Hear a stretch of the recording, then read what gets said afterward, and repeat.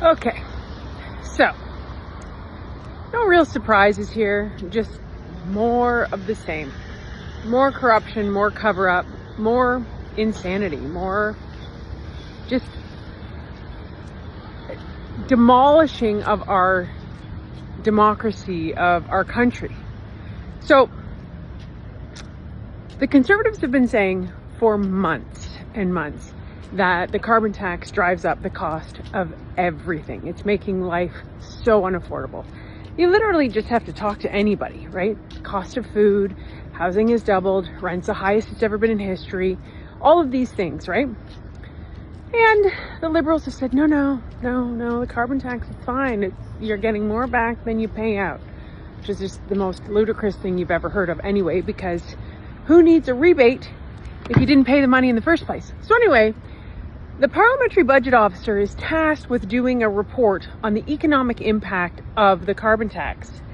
The Minister of the Environment sends his right-hand man, who's a bureaucrat, to send a letter May 14th telling the Parliamentary Budget Officer, he's read the report, he sees how damning it is, he sees that the carbon tax is costing Canadians more, and tells him not to release it. Gags the Parliamentary Budget Officer. The Parliamentary Budget Officer is a non-partisan person who is just doing the economic impacts.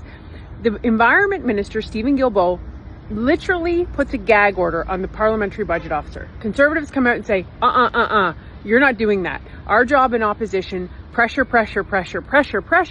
Boom, he releases the report. Guess what? $30 billion. $30 billion, an extra $1,800 per Canadian the carbon tax is costing Canadians.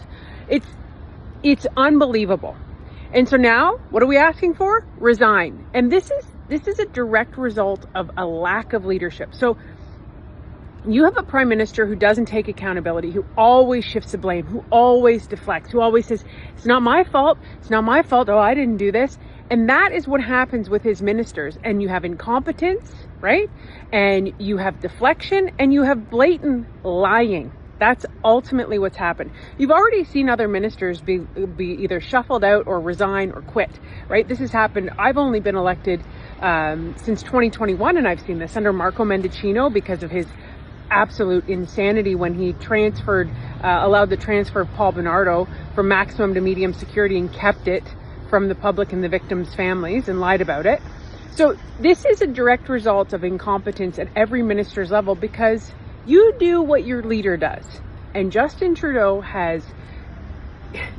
he doesn't care. He doesn't care.